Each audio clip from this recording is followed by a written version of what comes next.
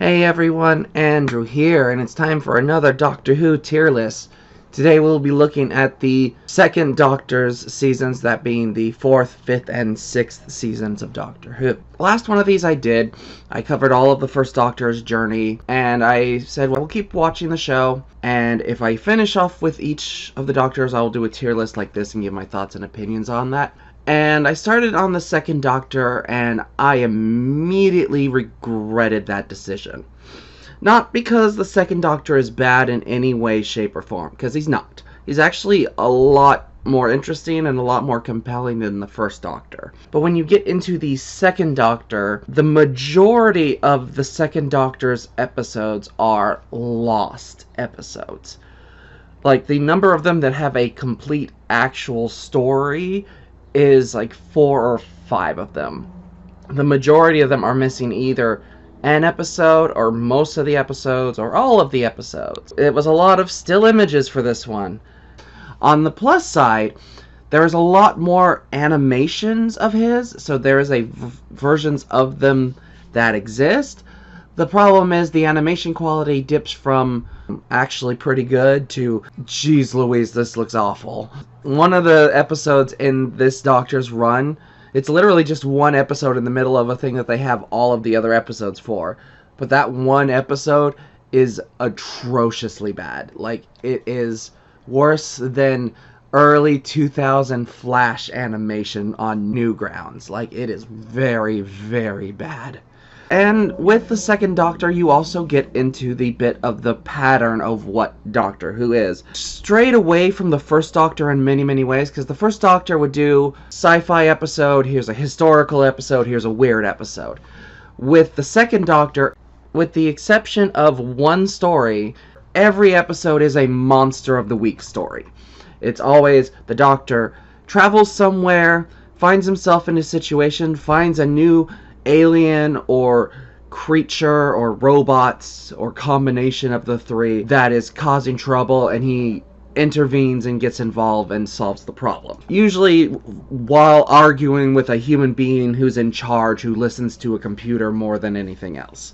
I particularly have had a really hard time summarizing this. I've done multiple recordings for this, and between how hard it is to summarize these videos, plus I've been fighting a cold all week, so if some of my dialogue starts to come in a very deep, gravelly voice, that's from one of the takes where I could not speak very well. So I had to wait a little bit to that. But now, time has passed a little bit, and I am able to speak, but my memory isn't as good as I need it to be, so my summarizing may not be perfect. So, as I did with the first one, we will be doing a tier ranking. I will be going through each of the story arcs, giving you a basic synopsis of it. I will try to sum those up as quickly and as simply as I can. What my thoughts are on it, if anything stood out in it, and then ranking it via the tier list. This will be broken up into the 5 categories. At the top, we have the must-watch episodes of Doctor Who.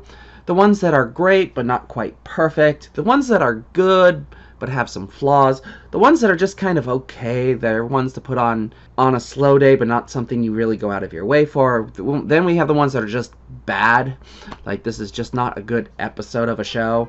And then you have at the very bottom the what the were they thinking category.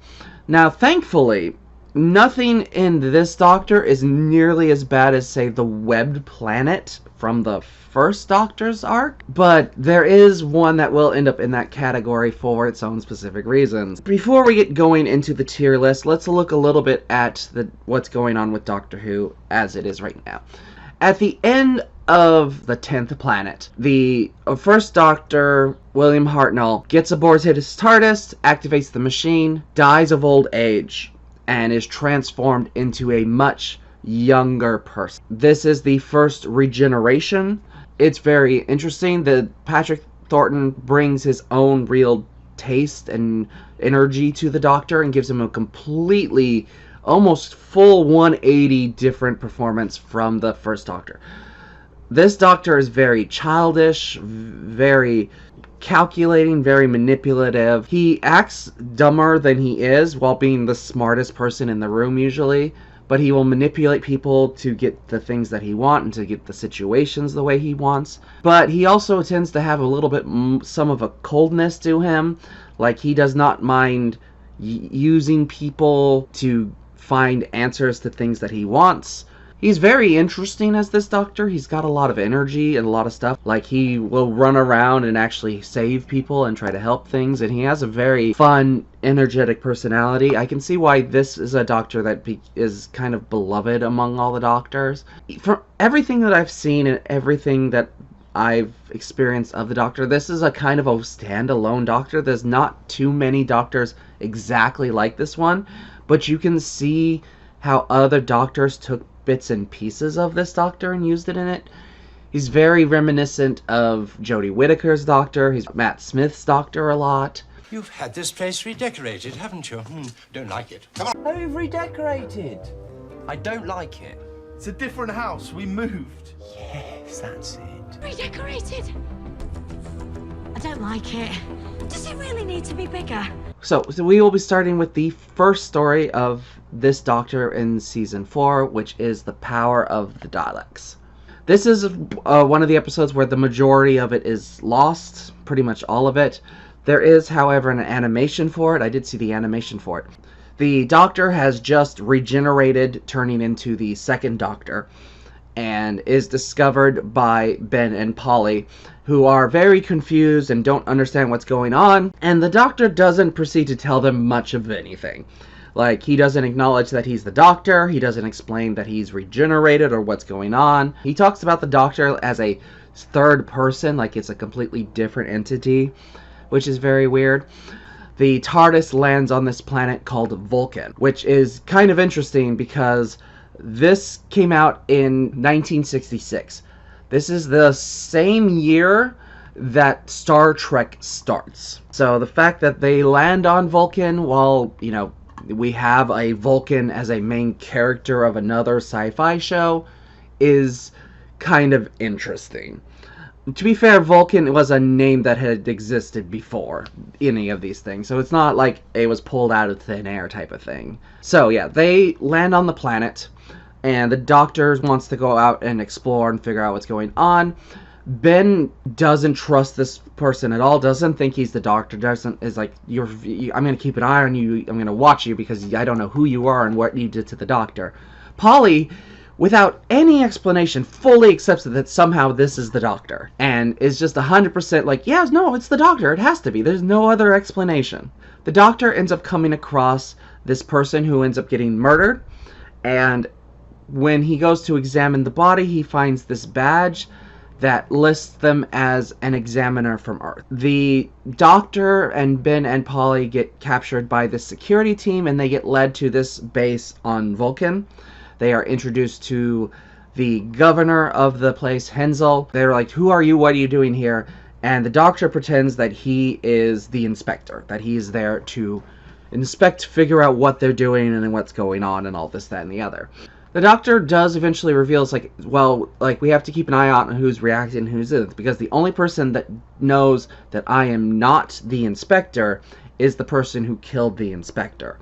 So we have to try and figure out who that is. They get led to meet the scientist of the area, a man named Lesterson, and scientists reveal that they have discovered this big ship and that they have been studying it for a long time. And the Doctor recognizes it immediately, knows exactly what it is, but doesn't say anything and just plays that he doesn't understand what's going on. They leave and go and are taken to a room for the night. The Doctor sneaks out with Ben and Polly following him and goes into the ship and opens it up, and it's revealed that this is a Dalek spaceship. Inside the spaceship are 2 deceased Dalek robots. The Doctor finds an outline in a space where a 3rd Dalek should be, but it is not there. They are all discovered by the scientist Lesterson, who is like, how did you get it open? With this and the other? And the Doctor's like, no, how did you get it open? Where's the other Dalek? You know what this is. I know you know what this is. You have done something with this other Dalek. What have you been doing? And eventually, Lesterson reveals to all of them that he has rebuilt this Dalek and has taken away its weapons,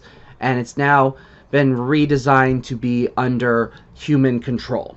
And the idea is that they are going to use them to, like, dig for supplies. The Doctor is like completely trying to convince them, like, no, this is a terrible idea, do not do this. It's like, these things will only come back to bite you in the butt. The Dalek convinces people that he's trustworthy, that he's doing that, and he starts activating the other Daleks. Takes away their weapons, but they start growing slowly in power. Eventually, the Daleks have made enough of them that they have created their own army of Daleks to take over the whole base, and they start trying to take over.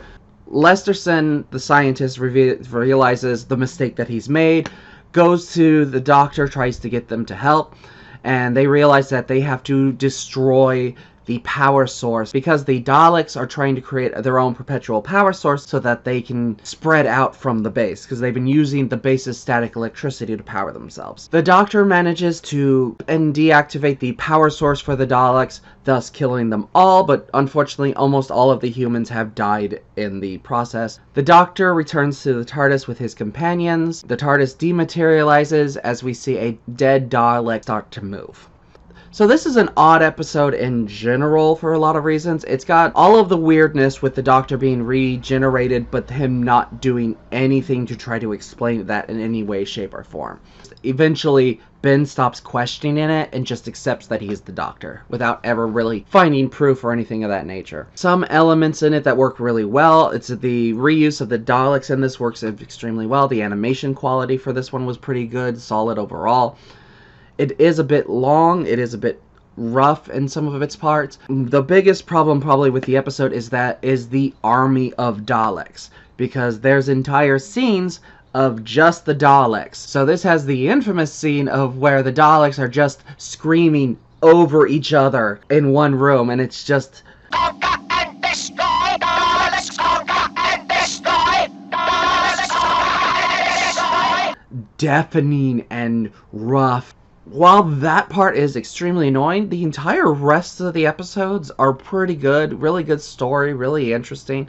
It's a really good starting point for this Doctor, and does a good job of setting up who he is and what his motivation is. Well, not necessarily setting up who he is, but how he is different from the first Doctor. This one, I would say, falls under the great category. If they made a couple different choices, if it had been a little bit more compressed and a little less repetitive, I could see this falling under a must-watch. But for a first outing with this Doctor, it is a very great story. The next story that we have is the Highlanders. So this is the last of the historical stories of this Doctor.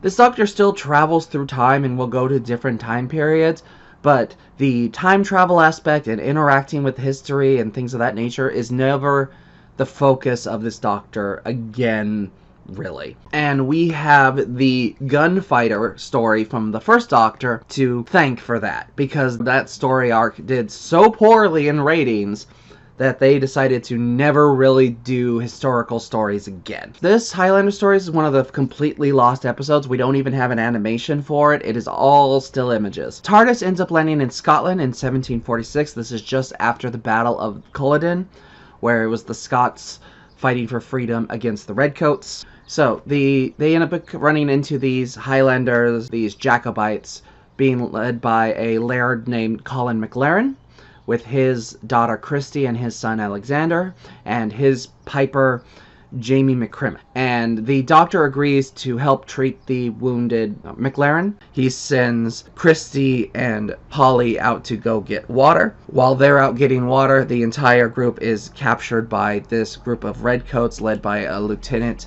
Algernon Finch. He captures them and he ends up selling them to this shady solicitor known as Grey, who plans to sell all the clansmen into slavery in the West Indies. The Doctor pretends to be a German who has nothing to do with it and uses that to get himself into different places into the base, trying to figure out what's going on. Polly and Christy decide that they're going to try and help, so they end up coming across Lieutenant Finch and end up tricking him into losing the money that is part of his troop, and they use that to blackmail him into helping them rescue their friends. Through Polly's and the Doctor's actions, they manage to get a whole bunch of weaponry to the imprisoned Highlanders, take over of the base, and end up taking over the ships, and the Highlanders escape through the ships. The Doctor and his companions decide that they have to stay because they got to get back to the TARDIS. Polly ends up thanking the young Jamie for helping them get free, and the Doctor ends up offering Jamie the chance to travel with him. So Jamie becomes the brand new companion of the Doctor alongside Ben and Polly. This is an extremely hard episode to summarize in general because it's so convoluted but also incredibly dry and incredibly boring. The only reason to really watch this episode is the introduction of Jamie, because Jamie ends up becoming the primary companion for this Doctor. Jamie will be with this Doctor until the end of his story. He becomes the number one main companion of this Doctor. And as a companion, he is one of the best companions that I've seen for the Doctor in general. Courageous fighter attitude that helps him to, face things and fight off against these forces without feeling, trapped or weakened by them.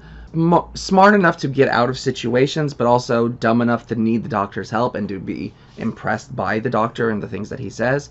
He becomes very aware of Doctor's limitations, but also the Doctor's strength, and is his constant ally, his constant companion, the person that keeps telling him, he's like, I know you can do this, I know you can figure out what's going on. Legitimately one of my favorite companions that I've seen from any of the Doctor stuff.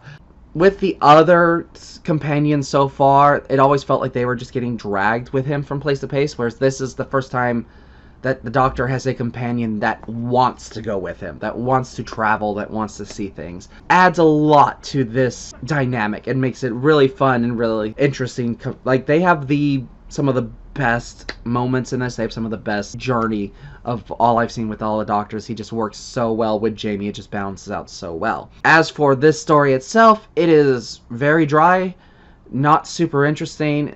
For the last of the historical ones, it kind of represents why they stopped doing the historical ones, because it's not super interesting. The story itself is just kind of dry and just kind of meanders around. This one for me falls under the okay category. It has a couple moments. It's nice to see the introduction of Jamie, but this is not one that you really have to go and look for in any way. Underwater Menace. This is one where some of the episodes are there and some of the episodes are not. There is, however, an animation for it. I did see the animation for it. The TARDIS lands on this deserted volcanic island, and they are basically immediately set upon by this group of people who turn out to be the survivors of Atlantis. They've decided to sacrifice the Doctor and his companions to their god to bring back their city. They are basically taken down into Atlantis, and the Doctor finds out that they have been holding this person, a scientist that he knows about called Professor Zaroff. And Zaroff was thought to be dead. He goes in there, meets Professor Zaroff, and we find out that the professor has gone mad with power. That he has convinced the Atlanteans that he's going to raise their city from the sea and bring back Atlantis as this powerhouse in the world. But in reality, he's actually planned a device that will do the opposite. It will make all of the oceans disappear. Why? Because. No really good explanation. He's just crazy at this point.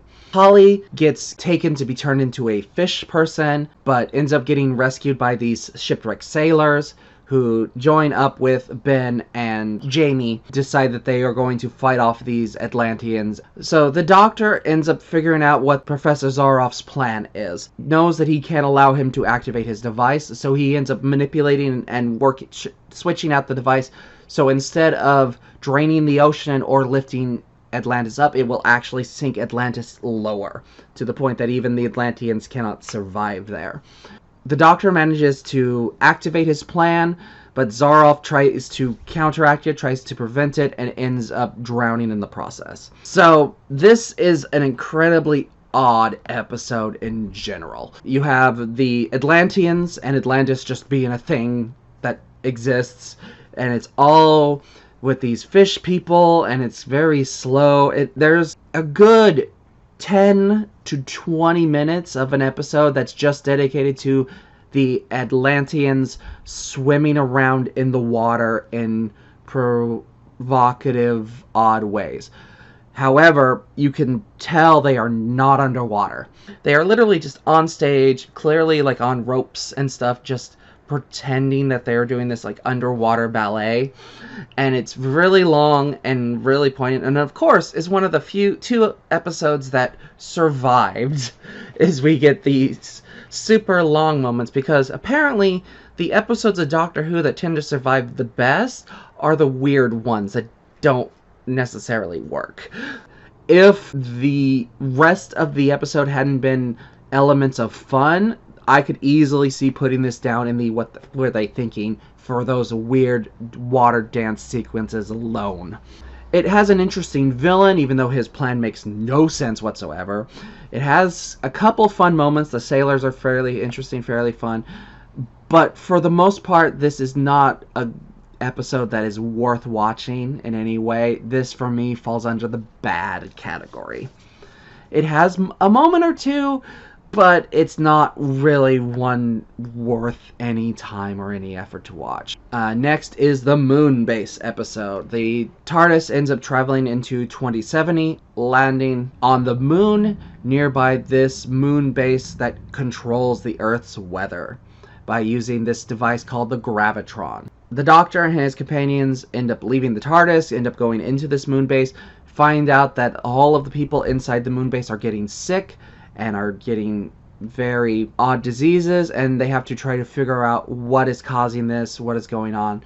Turns out this disease is being spread by the Cybermen, who have a full new look, very more metallic, very more robotic, might no longer that has the sock over their head part. They are planning to use the Gravitron to destroy the Earth and make it so that it is their environment and place they can survive, and they'll turn everyone into Cybermen. Polly and Ben end up realizing that these Cybermen have a part of their chest that is very plastic and affectable, and they end up making this chemical cocktail that basically they throw onto the Cybermen, and it causes them to spread and crash.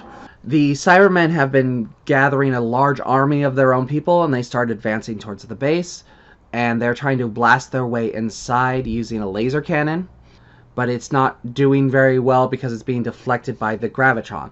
Polly and the Doctor manipulate the Gravitron so now that it is pointed towards the lunar surface, and this uses this to blast all of the Cybermen back into deep space. So this is the second story of the Cybermen. It adds a couple new elements to it. It makes them more robotic, metallic, and minus some of the features of that. But they do kind of lose a little bit of the intimidation factor. Even though the sock thing was dumb, you could still see the human underneath, which made it a little bit more scary, whereas this is very metallic. The moon base itself is not super interesting. The characters are not the most compelling or the most interesting versions of them.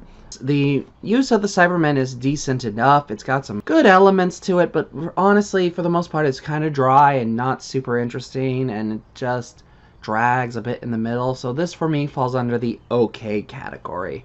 Like, it's a little better than the Highlanders, but not much.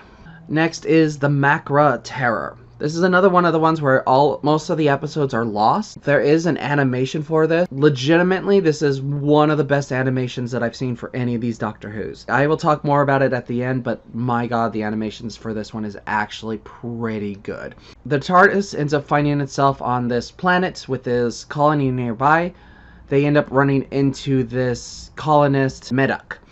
And he is ranting and raving about this weird creature with claws. He ends up getting captured by the security chief of the base, Ola, who takes the Doctor and his companions and Medoc to see the man running the colony, this person known as the pilot.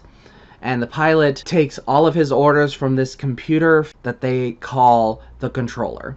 They reveal and find out that the colony has been mining these very dangerous poisonous gases, and they're not 100% sure why, but the controller tells them to mine it, so they have been mining it. Doctor and his companions are given a room for the night. The Doctor sneaks out in the middle of the night, ends up releasing Medoc because he thinks that this guy isn't crazy, that there is something odd going on, and they both go into the colony, where they end up running into this creature coming from the outside, which is this massive crab. Medic's like, oh, this is proof I'm not crazy, this thing exists, and he immediately gets captured and thrown into the deep darks of the mines. Meanwhile, while this is all going on, the colonists have been trying to brainwash Ben, Jamie, and Polly. You must obey orders. Jamie and Polly manage to not become brainwashed, but Ben is fully taken over and reveals that his companions are doing nefarious things, thus getting the Doctor and Jamie and Polly sent down into the mine. The Doctor ends up finding out that the Makra are the beings behind the control, that they are manipulating the society to harvest the gas that keeps them alive. He and his companions manage to break out of the mining area. They go and try to get the pilot to help them. The controllers tell security to kill the Doctor, and so they throw them all into an area with the gases. Ben manages to break free of his conditioning, sends and manipulates all the gases out of the area, sending it into the control center where all of the Macri are. The gas explodes, killing all of them, and the citizens become free of the brainwashing, and they want the Doctor to take over as control, to be their new leader. The Doctor says no, and runs to the TARDIS and leaves. Yeah, this is a really interesting, really kind of creative episode in so many ways. This is one where it's like the animation is not only of a very decent quality, because this legitimately looks like it was made by an actual group of animators and not made by a bunch of college students in their free time, but it also has this aspect that they never really do in a lot of these, where they don't try to make it as accurate to the show as possible, but take what the show did and try to make it as big and impressive and cool as they can. Because you know for a fact that the Makra, the giant crab things, did not look as good in the actual show as they did in this animation, because my gosh, they are actually a little bit terrifying in this animation. From the pictures and everything I've seen of the other one, no, these were not characters that would be terrifying in the original show, because it's like a very fake claw and all that. It also, I like the elements that it messes with, the Ben trying to deal with the mind control and trying to overcome it and having difficulties with that. You have this group of colonists who are all brainwashed, and it's very culty and it's very odd and has some really funny, odd scenes in it. It's got some really great ideas, some really good elements to it, such good animation, such good storytelling. I will say this is a story, again, that pops up a lot. Them coming across this place, something is odd, they try to tell the person, but the computer keeps telling them not to listen to them, so they don't. This, for me, is one of the best versions of the that arc, that story that this Doctor does, and a lot of that is the animation. Like, if I had seen this and it was just the still images and just that version of it, I don't think I could give it a super high rating, but because of the quality of the animation, because of the quality of the storytelling, and it just so well done and so interesting, this, for me, is a must-watch episode with the without the animation, it would probably be good to borderline great.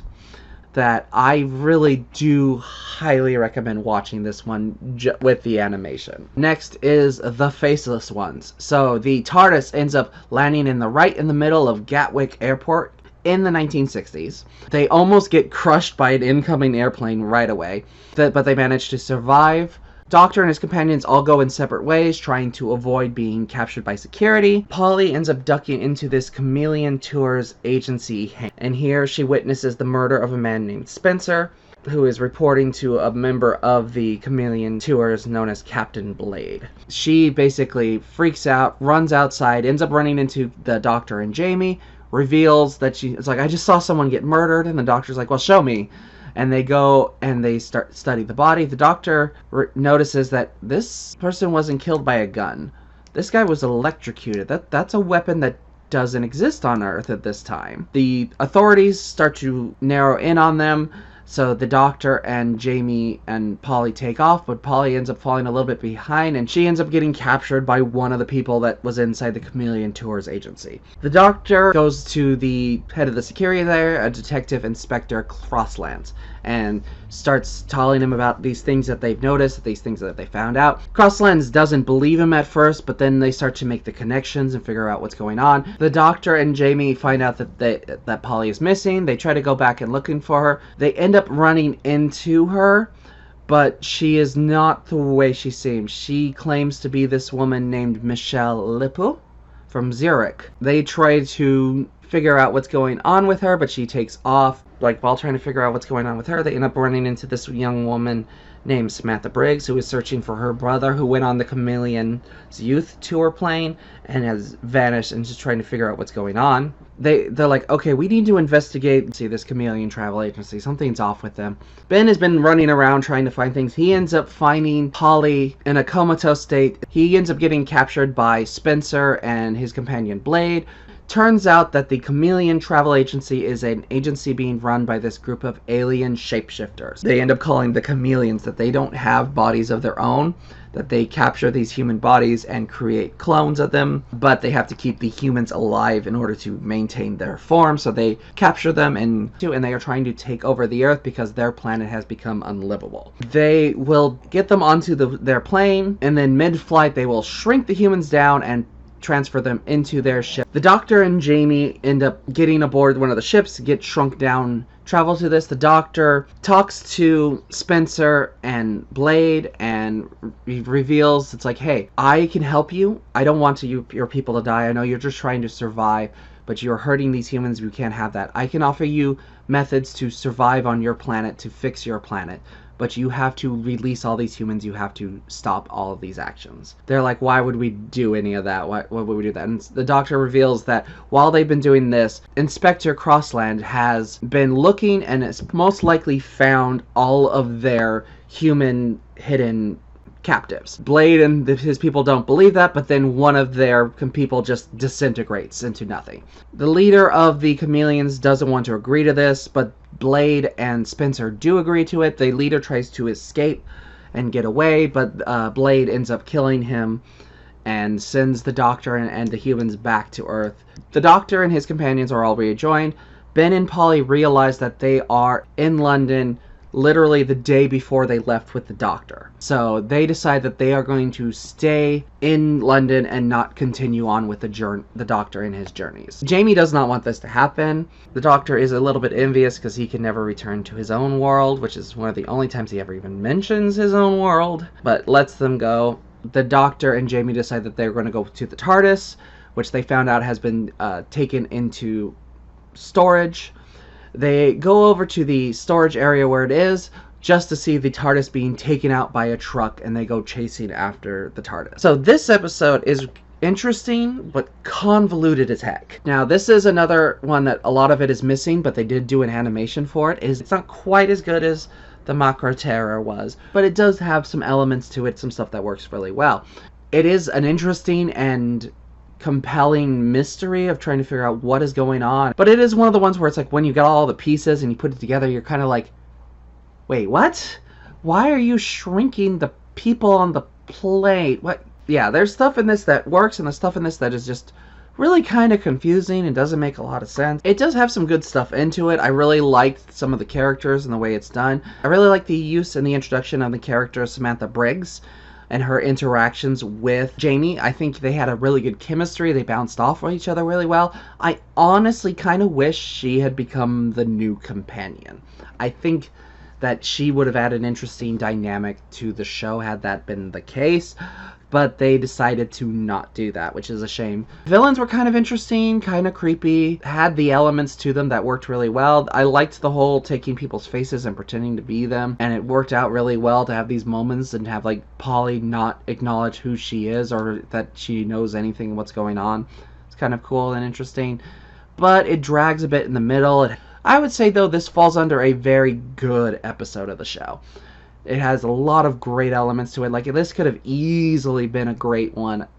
Honestly, if the animation had been a little bit better, I could see this bumping up like Macro Terror did for me. But for what it is, it's a very good episode. The Evil of the Daleks. This is the last episode of Season 4. This is another one where most of the episodes are missing, but there is an animation for it. Pretty decent animation, but not necessarily super amazing. At the end of the last episode, the TARDIS has been captured and is being taken away by this truck. Doctor and Jamie go chasing after it, but aren't able to catch up with it. But they do find this card for a Victorian antique shop. The Doctor and Jamie go to this Victorian tea shop, and it's being run by this man named Edward Waterfield. The Doctor notes that he has all of this Victorian antiquities, but they are surprisingly good condition. In fact, they are pretty much brand new.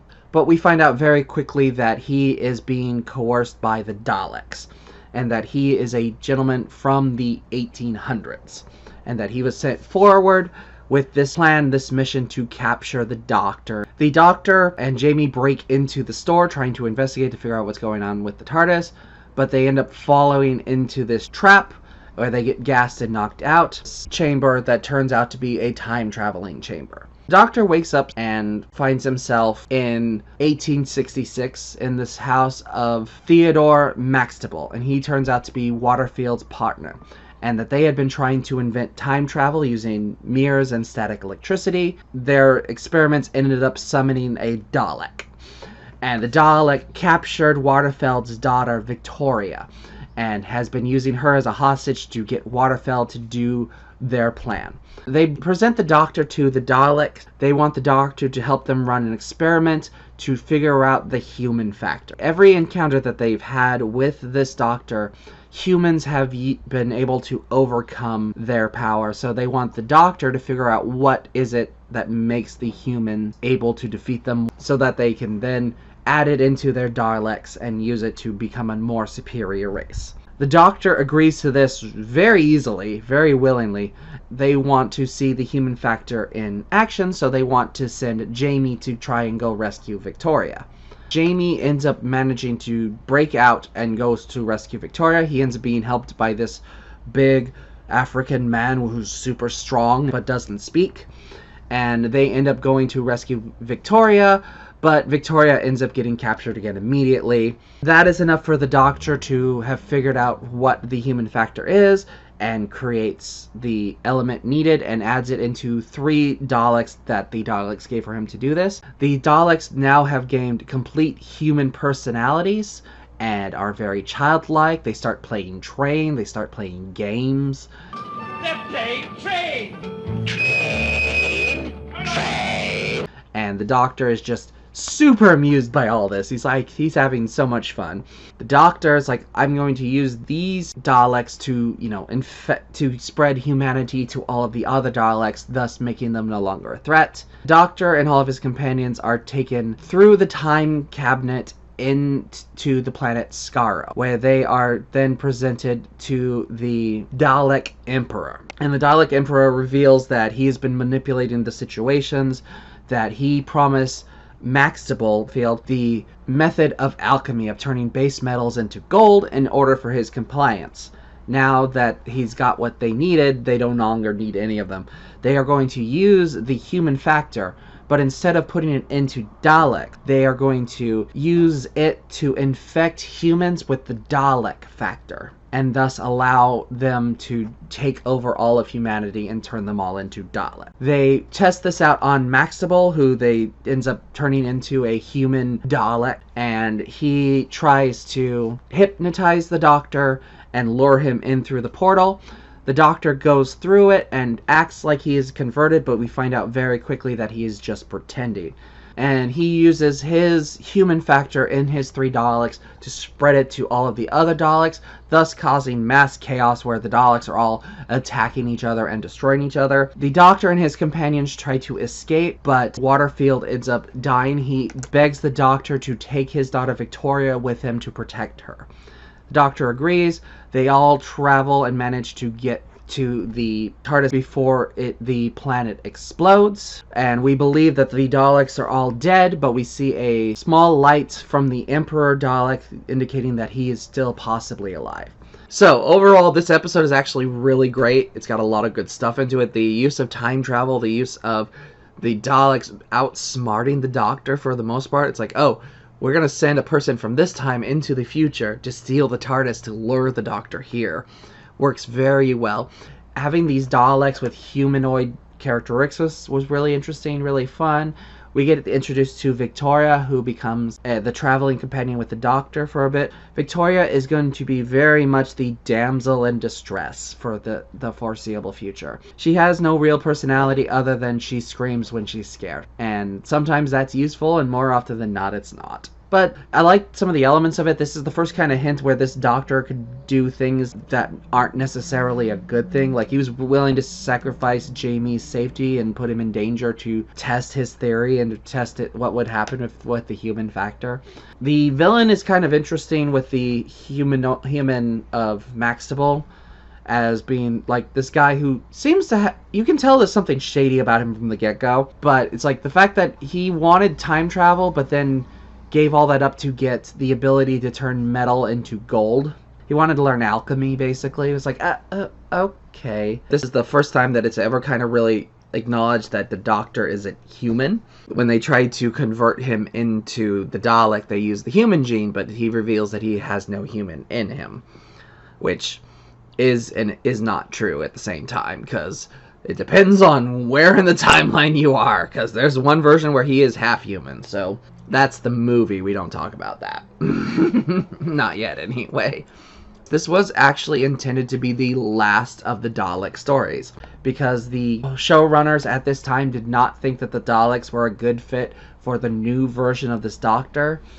That because this Doctor was more proactive and more getting involved, the Daleks just didn't work as well.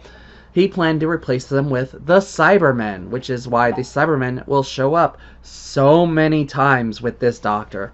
Because I've already covered one, there's going to be at least 3 more.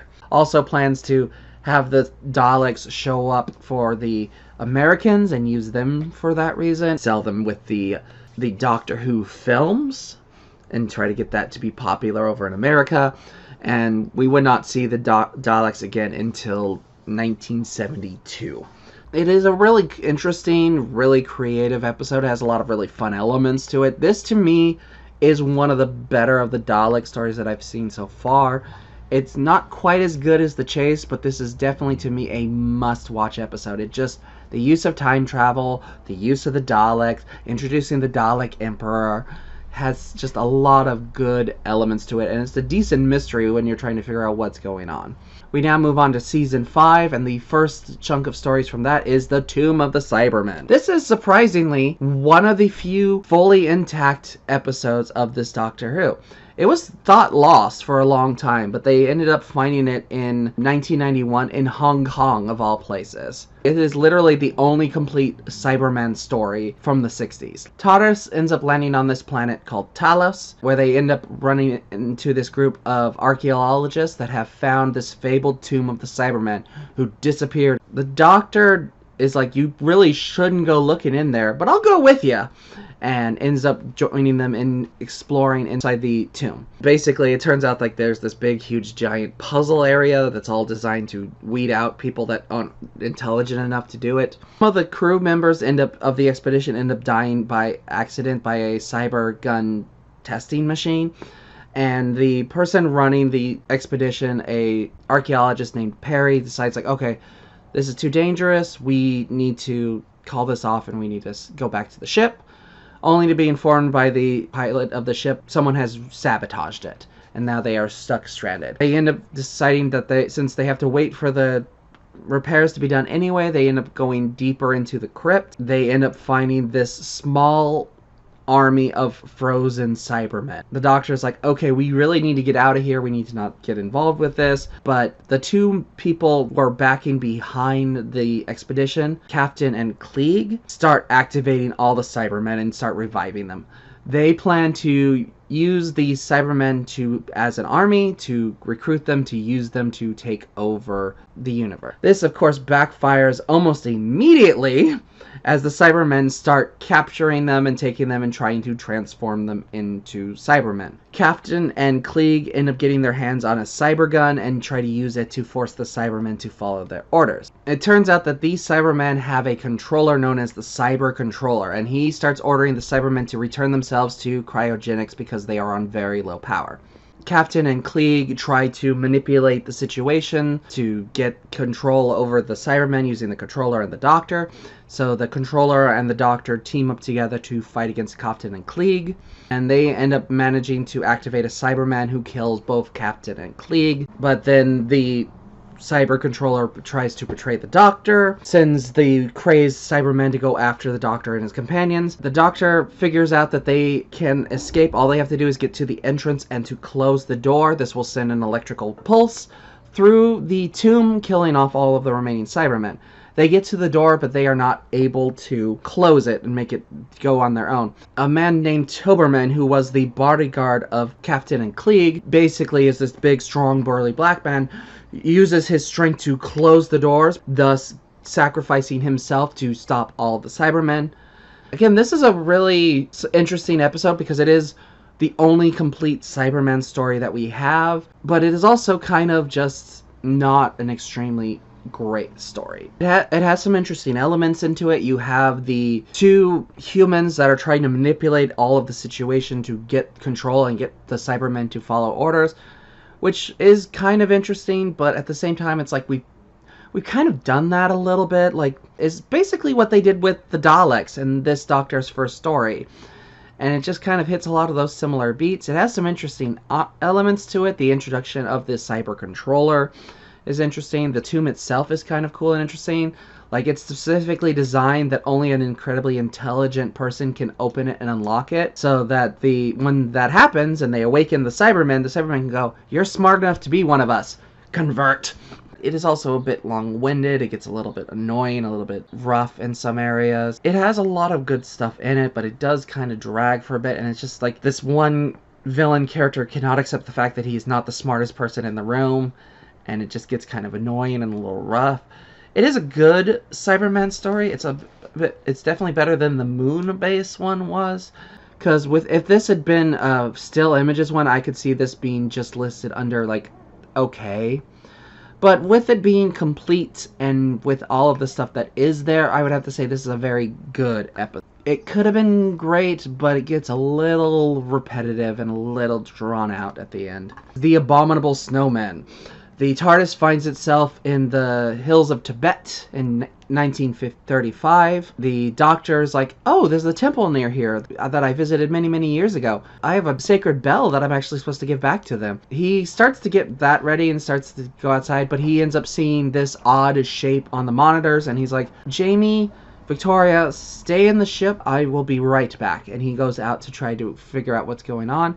The Doctor traveled to the monastery. He ends up running into this person known as Professor Travers, who is an English explorer, and he is down there tracking the Yeti. He reveals that there's been a bunch of deaths in the area, especially around the temple, and that they've been saying that that has something to do with the Yeti. Professor Travers is trying to prove that the Yeti are not behind it. He's like, they are very shy people that would not be attacking everyone.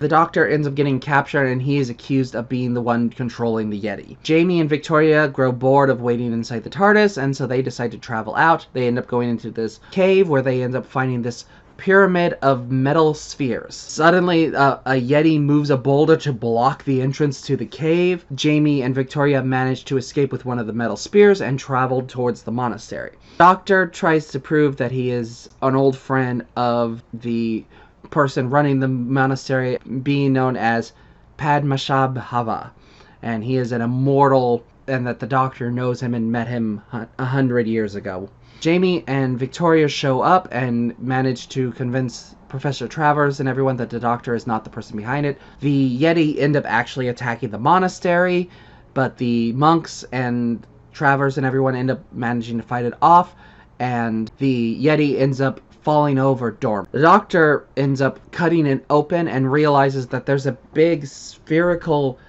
chest cavity inside the Yeti. That this is not a Yeti, this is a robot that is being controlled by one of those metal spheres that Victoria and Jamie found.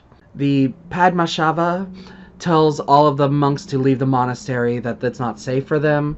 The Doctor decides that they need to go back to the TARDIS to get something to help them with, but they find a Yeti blocking the TARDIS, making it so they can't get in. Basically manages to overpower that one and get out the control spear, gets inside the TARDIS.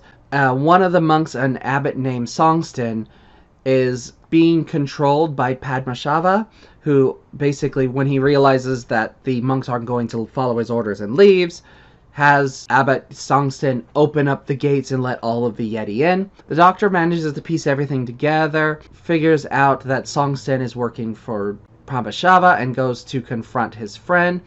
We find out that Padmashava is being controlled by this entity known as the Great Intelligence, and that he has been trying to take over this monastery for 100 years and get the monks to leave, and has been trying to use the Yeti to do so. When he realizes he is about to be found out, the Great Intelligence leaves the body of Padmashava to escape, and Padmashava ends up dying of extreme old age. The Yetis all seem to shut down, and everything seems okay, but the Doctor knows that the Great Intelligence is still out there and could still possibly be a threat. They say goodbye to Professor Travers, who is about to go back up the mountain further, because he does believe he can find the Yeti and find the real ones. And he's off on that as the Doctor goes back to the TARDIS. This is an odd little episode in many, many ways. It's got some really odd elements to it. One of the ones where most of the episodes are missing. We do have a couple. Most of it is gone. There is an animation for it. Pretty decent animation, but not necessarily super amazing. The introduction of the Great Intelligence is pretty interesting, which isn't even that big of a thing in Doctor Who. He's in this story, and he's a later story from this Doctor, and then we don't see him again until modern Doctor Who in the Snowman special. The Yeti are just this really weird balls of fur creatures that are just so odd and so unthreatening really in any way, and just don't really necessarily work out super well. Really, at the end of the day, this is really just kind of it's an okay episode. It's like, it's on that borderline between okay and good. Like, it's better than the Moon Base and better than Highlanders, but it's still kind of iffy. Up next is the Ice Warriors. The Doctor and his companions end up traveling into the distant future. It's a future where Earth is on the verge of a brand new ice age, and there is this base called the Britannicus base being run by this group of British people that are using an ionizer to slow the glaciers and try to prevent the world from becoming frozen over in a new ice age. Unfortunately, their ionizers end up uncovering this man in the ice that turns out to be a Martian warrior. So the TARDIS ends up landing near this Britannicus base, and they end up getting involved and try to help out with the ionizer, but the main scientist of the base has unfrozen the ice warriors, and the Martian character immediately captures Victoria and takes her into the ice, and he's going to use Victoria to help him find his ship and his crew. He manages to find his ship, unfrost 2 more of his people, gets down into his ship, and he plans to basically to take off on his ship and then cause the ice age to spread faster and use that to take over the Earth and make it the new Mars, because Mars is no longer inhabitable. The Doctor goes to the leader of the Britannicus base, tries to get them to help. They realize that, if we attack Martian spaceship with the ionizer, that will cause their engines to explode. And it's like, we don't know what will happen.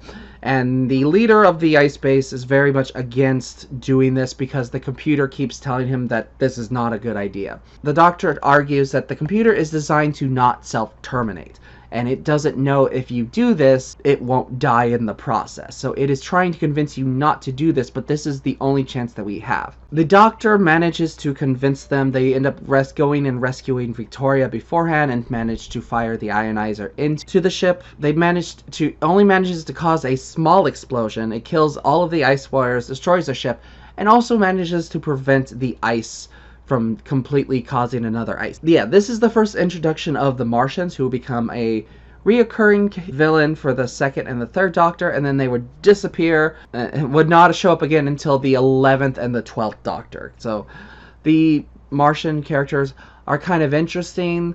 They're like an interesting design. They're kind of reptilian, but they have these warrior-like faces. Can't see their eyes, can't see anything behind it. They seem more intelligent than some of the others, seem to have a better idea of what they're doing and what they're trying to do, but they are not particularly compelling villains. They're just kind of there, and they are thankfully not screamers like almost all of the other Doctor Who villains are. The problem is they are the extreme opposite. These guys are whisperers, and they all had a to everything they say. So all of their lines are like this. Our spaceship crashed at the foot of the ice mountain. Okay, in this one, because it's only a couple times that they really speak, there's another story with these guys where it gets really bad because they talk a lot in that one. But this one is kind of up and down as far as the story goes. It's very slow. It's very dull. It's a lot of we need to do this. The computer says no. We need to do this. The computer says no. So it's just like, frustrating after a while. And then, like, Victoria gets captured, and then she gets rescued, and then she gets captured again. It's just like elements of it work and elements of it don't. It's not an awful story. This, to me, falls under the very end of okay. Like, this could have easily been in the bad category, but I don't think it's offensive or annoying or anything. It's just kind of there. The enemy of the world. One of the actually only complete stories we have of the Doctor. This is one that was lost for a long time, and then it was discovered, surprisingly, in Nigeria, of all places. The Doctor and his companions end up finding themselves traveling to Australia in the far-off year of 2018, and they find out that this area of the world is being controlled by a dictator known as Ramon Salamander. Upon arriving, the Doctor ends up nearly getting killed by this assassin named Astrid Freira because she thinks that the Doctor is Salamander because he looks identical to the Doctor. She takes the Doctor and his companions to her employer, this man named Giles Kent. And Kent tries to convince the Doctor to pretend to be Salamander, to go in and stop Salamander from doing his evil things. The Doctor is very against doing this. He's like, what proof do you have that Salamander is this great big evil person? And they're like, we don't have any proof, but he is up to something. There are bad things they're doing. It's like the Doctor is like, I'm not doing anything without proof that he's a bad person. Now do you believe the sort of people we're up against? Unpleasant, yes, destructive, but not necessarily evil. Why won't you believe me? It is too important. I must be sure. Jamie and Victoria decide that they are going to infiltrate the Salamander research station, try and see if they can find anything that's going on, and are almost immediately captured and arrested. And we cut to Salamander, who is very much an evil dictator, twirling mustache kind of guy. Like, he's constantly worried that people are trying to kill him. He is manipulating situations. We find out that he is able to control the weather and control these natural disasters that he uses to get his power and keep himself in control. And that he has this group of people that he are using to do so, living in a bunker underneath his research station. And he has convinced this group that 5 years ago, nuclear fallout happened on the surface and that it is so radiated that they can never leave the underground area. And every time he goes and visits them, he has to decontaminate before he can even go in and interact with them. The leader of this underground base is very questioning at this point. It's like, why can't we ever go to the surface? You go to the surface. He insists that Salamander take him with them. Salamander agrees, starts taking him towards the surface, and then tries to kill him. The man manages to escape and ends up being found by Astrid, then ends up discovering the bunker and tries to convince all the people in the bunker that they have been manipulated, that they have been lied to. During all this, the Doctor and Kent have been arguing, and the head of Salamander security ends up finding out about the knockoff Doctor character, and he's like, oh, I can use you for my own schemes. So he gets the Doctor and Kent to go into the Salamander base and try to take things over. The Doctor ends up managing to rescue Jamie and Victoria and sends them back to the TARDIS to get things ready. And he ends up trying to find information to get proof of what's going on, and finds out that Kent, that originally used to be working with Salamander, and now he's there to try and take over and become Salamander. So he is no better than the person that he's been saying is evil and we need to stop. Kent ends up running into the real Salamander, who shoots, but Kent, before dying, sets up a bunch of explosions that destroy a whole bunch of the research center. Salamander is alive but damaged and manages to make it to the TARDIS and pretends to be the Doctor and basically motions for Jamie to activate the machine and get it working. But Jamie's like, you've told us to never do that, to never turn on the machine. And the doctor pops up behind and he's like, you're right, I did. Salamander basically activates some of the switches. The TARDIS starts to take off, starts to dematerialize, but the doors are still open, and Salamander ends up getting sucked out into the time void. So this is one of the few episodes that we have is really complete. It is interesting because you have the Doctor playing both the good guy and the villain, but the episode breaks down into a lot of just, we need you to do this, Doctor. You don't have proof he's evil. We know he's evil. You don't have proof. Over and over again. Meanwhile, constantly cutting to this very evil person doing very evil things. And it's so interesting because you have like those people that are like, it's like, oh yeah, we can't go to the surface because of all the contamination. But you, guy, who's constantly going to the surface, only has to take this quick little contamination bath and you're fine. And we can just have you out and about with us with no trouble. And then they never even bother to test the thing to see, because you pop in and it shows that you're contaminated even if you're not, because that's how she proves that. It's just like, you really didn't plan this through, and how did this work for 5 years type of thing. The idea is Salamander's a good manipulator, but it's also just kind of ridiculous and a little over the top. Like, it has some elements into it that work really well. It for the fact that it is a complete episode, I am going to put it in the good category. But it's at the very bottom of good. This was a lost episode. If this was all still images, this would be an okay at best. Next, we have the Web of Fear. So the TARDIS is going a little bit out of control after dematerializing with the doors open. They managed to get the doors shut to a point that is kind of stable, but then the TARDIS just stalls in mid-flight and ends up falling and crashing into the London Underground in the 1960s. It ends up cutting to an elderly Professor Travers from the Abominable Snowman, and we find out that it's been 40 years since the Abominable Snowman story happened. And he has brought one of the robotic Yetis and the spears to London as part of his private collection, but somehow the spear ends up getting into the Yeti and it escapes into the underground.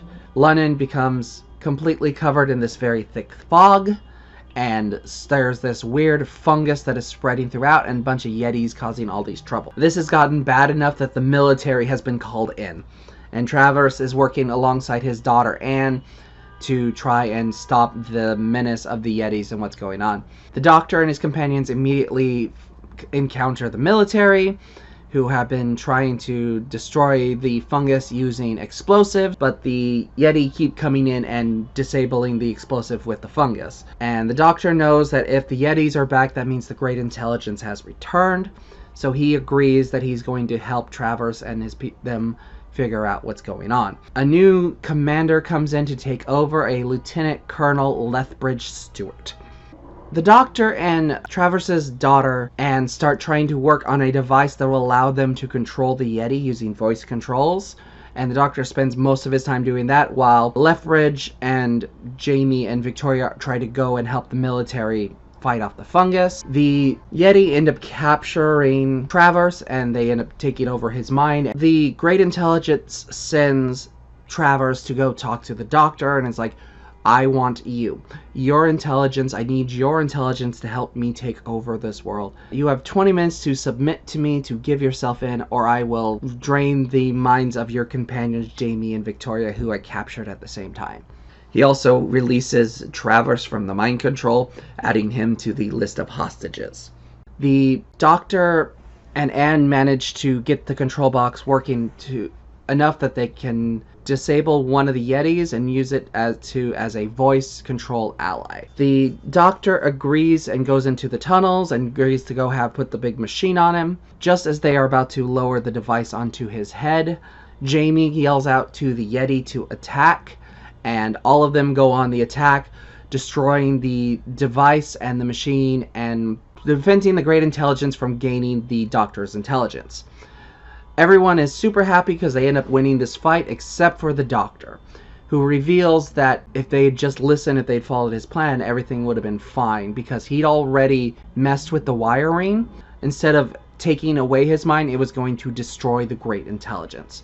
But now, because of what they've done, the Great Intelligence is still out there somewhere. and will be a constant possible threat. This was actually considered missing for a very, very long time. They actually managed to find most of it, except for one episode in the middle. That is really disappointing because they decided that they were going to do an animation reconstruction of this episode. Legitimately, it was the first time they used animation to try and recreate a missing episode, and this is by far one of the worst animated things I've ever seen. Excuse me, sir. Yes, go. Like, this episode is atrociously bad. It's one of the worst animations I've ever seen. It dramatically lowers the quality of this story because the animation is so awful to look at. And that's a shame because this is legitimately one of the best stories of this Doctor. It's a really interesting story arc. You get the introduction of Lethbridge Stewart. He becomes part of a group that we will get into later called UNIT, which is designed to study these insane, odd phenomena. And as a result of this event happening, that unit is created. He is also one of the most returning characters in the entirety of Doctor Who. Like, he shows up now and he will continue to show up until the 7th Doctor. So he's a constantly reoccurring character. And he is very important to the arc of the stories. He's one of the Doctor's best companions. And his daughter ends up becoming the leader of UNIT in the modern day Doctor Who. So this is a really important episode for just that reason alone, of the introduction of this character. And I love how quickly he just adapts to the situation. An extremely insane situation. He's a very strict military man, but he's able to acknowledge and go, okay, this is not normal, this is odd, and you know more about this than I do, so I'm going to put my trust in you, Doctor. Which is one of the things that makes him a great companion, is he just immediately is like, alright, this is the situation, we're dealing with it, it's insane, but I'm going. It has some really good elements to it. I love the reintroduction of Travers, and having him be part of the story works really well. Bringing back the Yeti is kind of like, meh, but adding in the fungus and all that stuff as an added thing that's just getting in the way helps a lot. I thought the Doctor and Anne worked really well as a team and balanced off each other really well. It's kind of surprised she doesn't become a companion as well. She's another character that probably could have done it and been pretty good at it, but yeah. Without the animation, I could see bumping this up a bit higher in the list. But because of the animation, because the story's a bit convoluted, because it's a bit harder to follow, I can only really give this one a good. I feel like at some point in my life I will rewatch this and I'll bump it up a bit more. Honestly, this is the opposite of the Macro Terror, where the animation for that pushed it up in my ratings. For this, that animation alone would end up in the WTF section if I was just counting that animation by itself. But with that animation mixed in as part of it, it just keeps what could have been an easy great to must watch into just the dead middle of like good. Next episode is The Fury of the Deep. Another one of the episodes that's mostly missing, but there is an animation for it. The animation for this one is pretty decent. The TARDIS ends up landing on this beach off the coast of Britain and ends up finding this big giant pipe that is going deep into the ocean. The Doctor finds this odd and interesting, so he decides that he's going to start inspecting it. So he pulls out this device and starts messing around with the pipe, and they're like, oh, what is this? And he's like, oh, this is my sonic screwdriver. And he just starts unscrewing the screw so he can open the pipe up and take a look at it. Now, if you know anything about modern Doctor Who, you know the sonic screwdriver is an extremely important tool of the Doctor. This is its first introduction, and it's a very much just a throwaway. We just don't want to have to physically show him unscrewing all of these screws. So he just has a device that makes it easy. It's amazing how some of these things just come into existence. The Doctor, after unscrewing everything and starts taking a look, says he thinks he can hear a heartbeat within the pipes. The trio end up getting hit by tranquilizer darts and captured and are taken to the gas refinery being run by a man named Robson. And Robson is in charge of all of the refineries to undig these deep gas within inside the North Sea. And he's a very strict, very business-minded. It's like, we are going to do this. Nothing's going to get in our way. and he's already starting to have troubles because one of his bases has not been responding to messages. They managed to finally contact with the refinery that hadn't been responding, and they are acting very odd, but like, everything's fine, don't worry about it. Meanwhile, having these odd green things on it.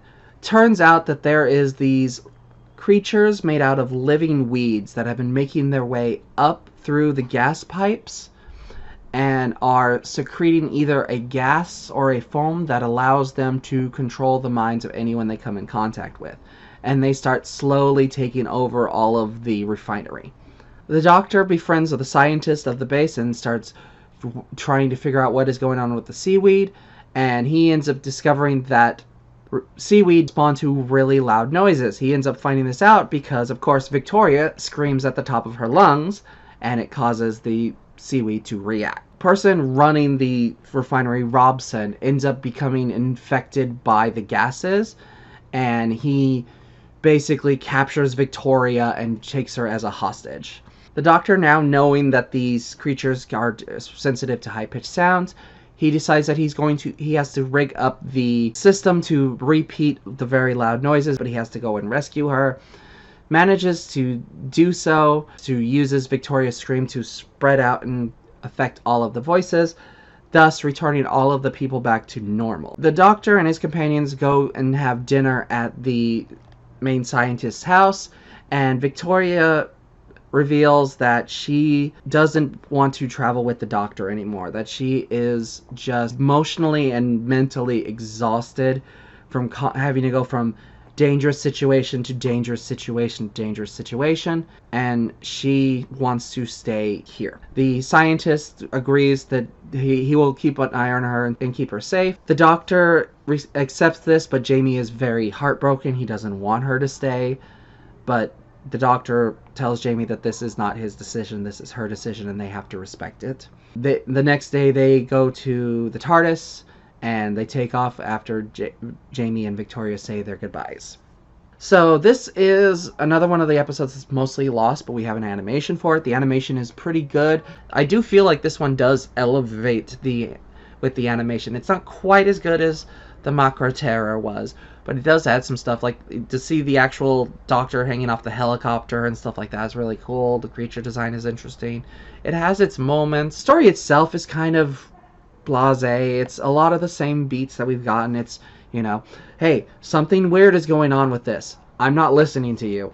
And it's just a lot of that leader guy going, no, we are not breaking schedule.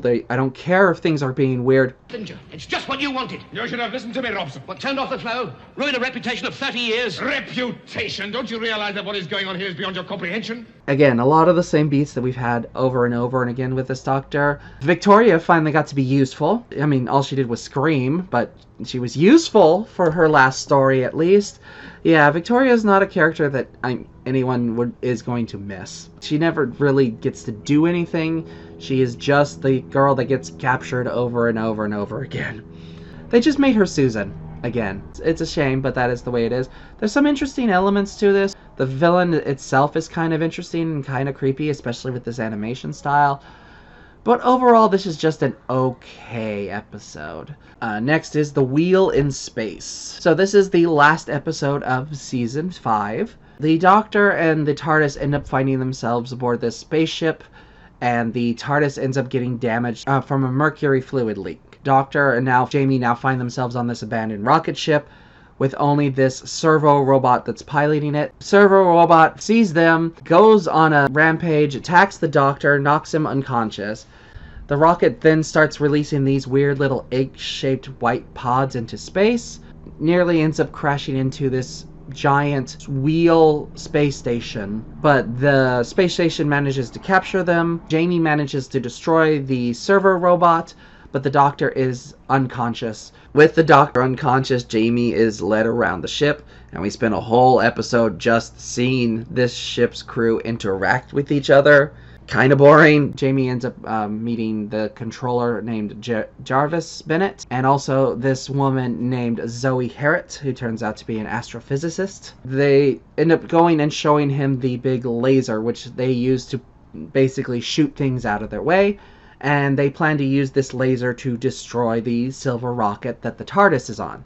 Jamie knows that he can't let them do that, but he can't explain to them why, because then he has to explain the TARDIS, and that's not something he can do. So Jamie uses his wits and his intelligence to find a way to actually destroy and damage the laser. This, of course, gets him locked into the medical bay alongside the Doctor, who has finally regained consciousness. But now the space station is under threat because there is a potential meteor shower heading their direction, and their laser was the only way to repel themselves from being destroyed. The crew starts working on that. So the 2 pods that the silver rocket launched out onto the space station turned out to be filled with Cybermen and their little creatures known as Cybermats. And they start slowly taking over the big wheel. The Doctor and Jamie manage to figure out what's going on and convince Zoe and the rest of the crew to help them. They manage to get the laser working when they notice that a fleet of the Cybermen are heading towards the base and are going to destroy all of them. The Doctor sends Jamie and Zoe to go to the TARDIS to collect this piece of phlebotomium. He was going to use that to basically beef up the laser so that it'll be enough to take out the fleet. And they managed to do so and end up destroying all of the Cybermen and preventing them from taking over. The Doctor and Jamie go to get ready to take off. Zoe tries to stow away onto the ship, but the Doctor catches her, plans to go with them and wants to go with them. Doctor is very much like, okay, if you are going to do this, if we are going to join us, you need to know the full extent of what you're getting. So he produces this device. It shows her literally all of their adventures and everything that they have dealt with. So it's now up to Zoe whether or not she will go with them, knowing the full dangers that present to themselves. So this is a mostly interesting episode. It's got some really good elements to it. This is the introduction of the new companion, Zoe. Her and Jamie are going to be the main 2 companions for this last season with the Doctor, and I must say that this is, to me, legitimately one of the best trios, the best groups that the Doctor has had, even counting modern Doctor Who. Like, they bounce off each other super well. It's like you got Jamie, who's the brave, courageous one that can fight, but isn't always smart. You have Zoe, who's the really smart one, sometimes smarter than the Doctor, but doesn't know how to interact and doesn't know how to deal with certain situations. And then you have the Doctor in the middle balancing both sides of it, making it work well.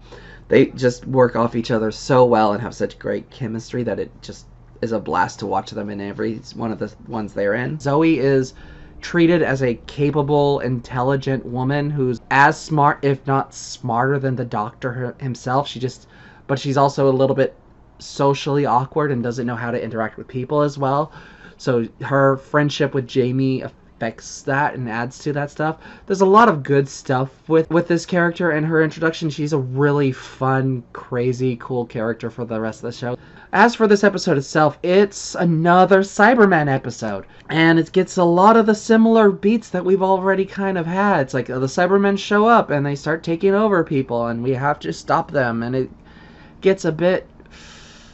yeah. The only reason to watch this episode is for the introduction of Zoe.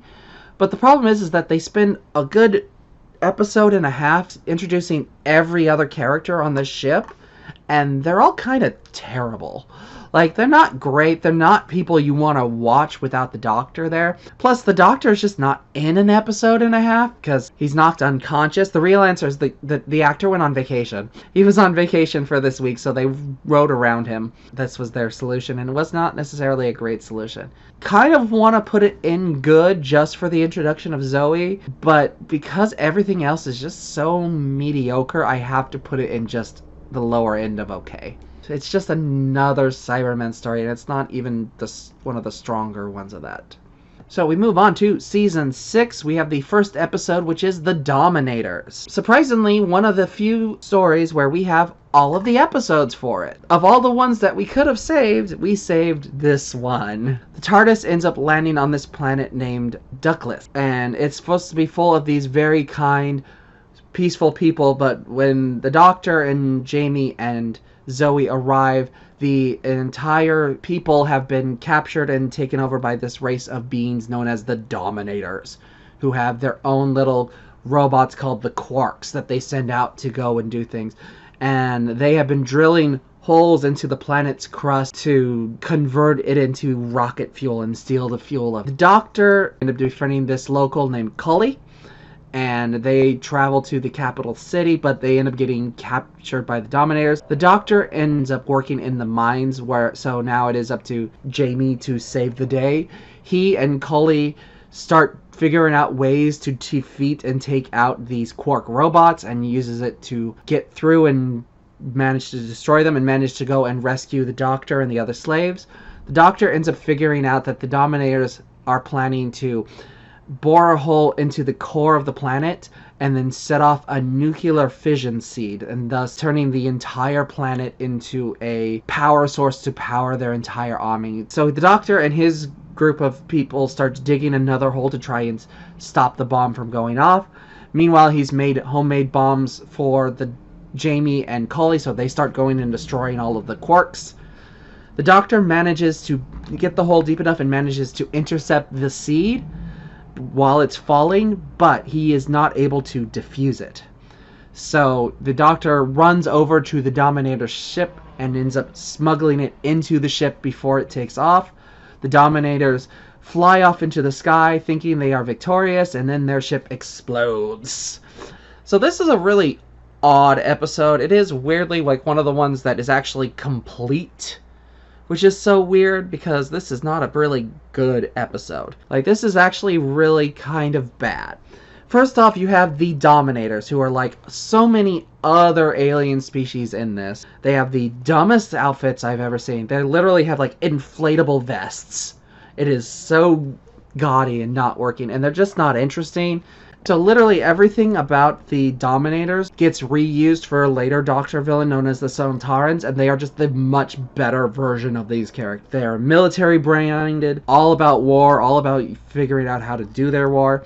Plus, with the Dominators, the fact that they use robots to do all of their fighting just makes them look even more pathetic. And then you have the locals of the planet. They're not interesting. Undertones of the hippie movement to it, and it's kind of like all about, you know, anti-war and anti-nuclear stuff, and it doesn't really work. The only kind of good stuff in this is watching Jamie and Cully just outthinking the robots and blowing them up and stuff. That's kind of fun. Overall, this is just a really bad episode. Like, this is definitely in the bad side. It doesn't have any ridiculously long scenes of nothing happening like they did in the Underwater Menace, but it's still, like, it's a no. The Mind Robber. So, after the events of the end of the Dominator, TARDIS ends up finding itself in the middle of a lava flow. Doctor is not able to get the TARDIS to escape properly. It's like, there's only one way to escape. I have to flip this emergency switch. And he does so, and the TARDIS ends up falling out of time and space. The TARDIS manages to get stabilized in this white void space. The Doctor tells Jamie and Zoe to not go outside. No matter what they see, no matter what happens, they need to stay in the TARDIS. Outside is an unknown quantity that it could destroy all of them. Of course, Jamie and Zoe both start seeing images on the screens that show them their home. They end up leaving the TARDIS to go after them. The Doctor has to follow and try to go after them. So the Doctor ends up encountering this group of robots, and then the TARDIS just explodes. And he finds himself in this very fictional landscape that has clockwork soldiers and different little characters and different odd things. Doctor starts to realize that this is a space, a world of imagination where the fairy tales and stories and myths are all real and can be made real. The Doctor and Jamie all get set up in separate directions. The Doctor ends up finding this cardboard cutout of Jamie, but it's missing its face, and there's a bunch of different faces, and the Doctor has to figure out how to put him back together. And he's like, I think this is the correct face, and he puts it on, and it ends up becoming a different person. Like, it is Jamie's personality, but it's being played by a different actor, Hamish Wilson. And they end up going and they end up finding Zoe, who's like, who is this? And it's like, oh, stop acting up, I'm Jamie. And it's like, oh, okay. And they end up running into this guy, and they figure out that he is Lemire Gulliver, that he is Gulliver from Gulliver's Travels, and that he only speaks in lines from the Gulliver Travels books. And then they end up running into this superhero character known as Captain Carcass, who turns out to be a superhero from fiction in Zoe's time. Then the Doctor and Zoe end up finding themselves being threatened by this unicorn who's charging at them to gore them. And the Doctor keeps reminding Zoe that it isn't real. This isn't real. Cannot hurt you. Nothing can hurt you in this. This place is not real. And the unicorn disappears. Jamie ends up getting turned back into cardboard. This time Zoe grabs the correct face and puts it on, and we get our Jamie back. The Doctor ends up finding himself in this room with this old man that is called the Master. Not to be confused with the later Master. Master turns out to be a human who was abducted from Earth and brought to this land of fiction and was a writer.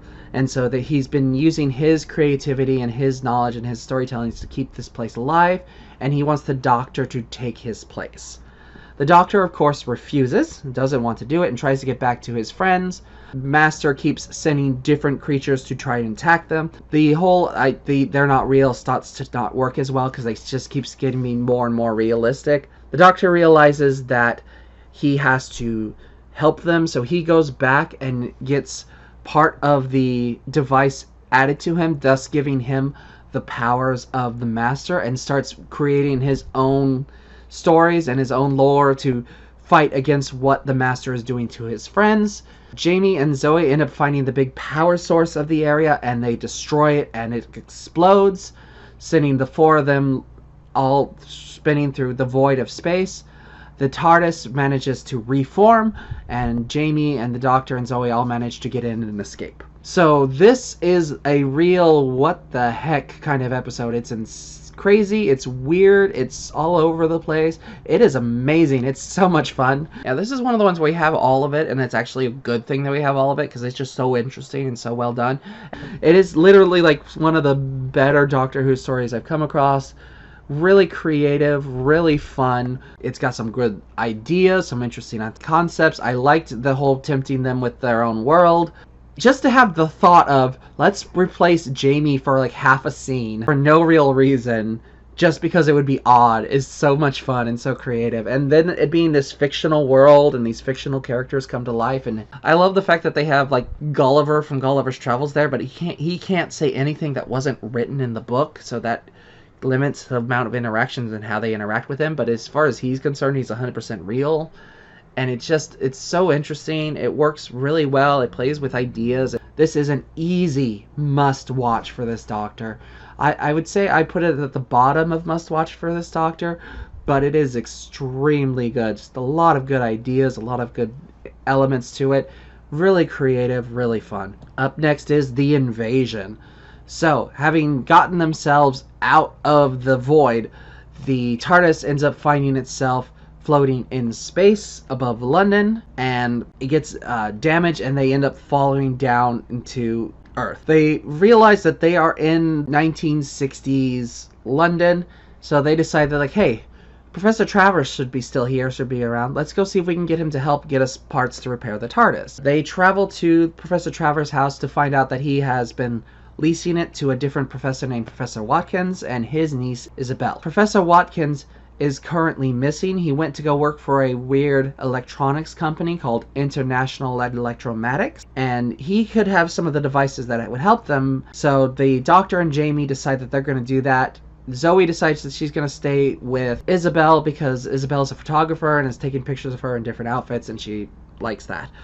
The Doctor and Jamie end up going to the head office of the Electromatics, where they run into this computer that really starts to get on the Doctor's nerves, and they end up getting taken, and the head of the company, a man named Tobias Vaughn, he reveals that he knows who the Doctor is and knows what's going on and wants to know why the Doctor is here. And the Doctor's like, I just wanted to speak with Professor Watkins. Like, well, Professor Watkins is not available, and basically kicks them out. They end up going downstairs, and they end up running into Lethbridge Stewart, who is now a brigadier, and he is controlling a military task force called the Unit, which is all there to investigate all of the unusual activities around the world. They take the Doctor and Jamie in and start explaining that it's like, we've been monitoring this company for years.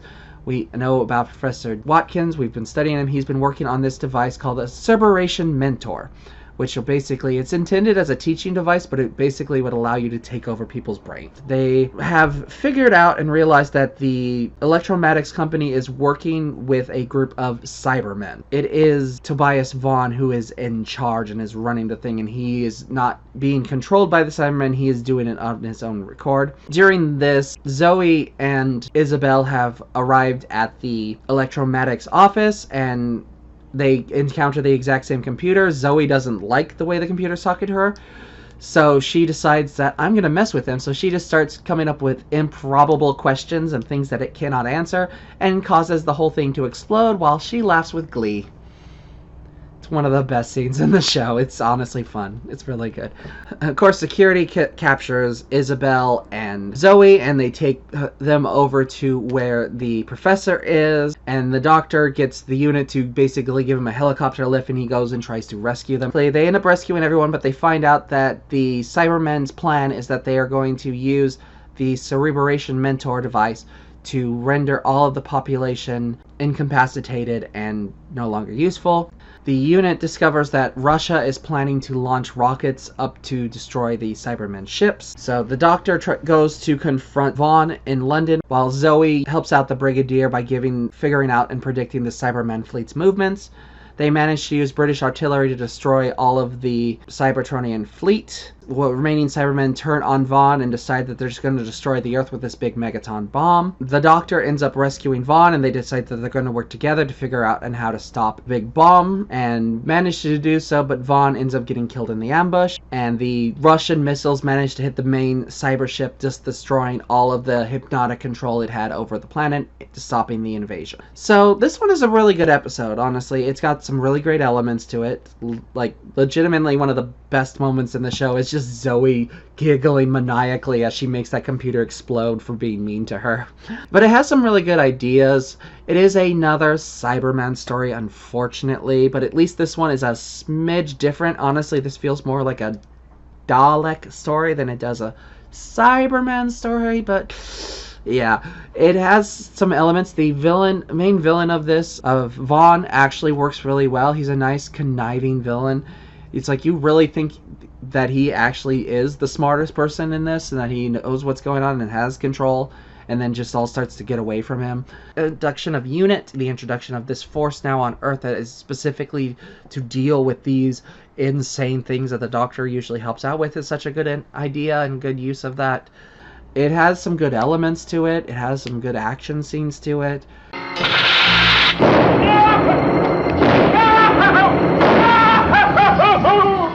It is a little long, it is a little dry in the middle, and it gets a little convoluted towards the end.